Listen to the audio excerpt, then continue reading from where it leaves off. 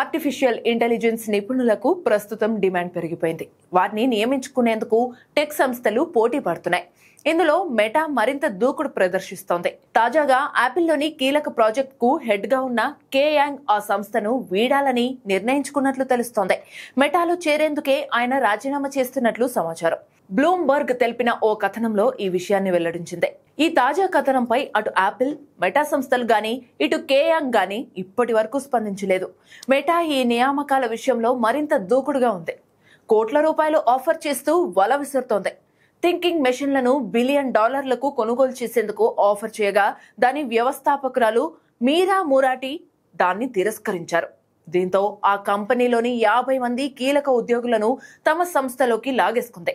Meta కూడా AI రేసులో దూకుడుగా వ్యవహరిస్తోంది. గూగుల్, మైక్రోసాఫ్ట్, ఓపెన్ ఏఐ వంటి సంస్థల్లో కీలక బృందాల్లోని ఇంజనీర్లకు భారీగా ఆఫర్లు ఇస్తోంది. ఈ క్రమంలోనే కే యాంగ్ ను కూడా తీసుకున్నట్లు సమాచారం.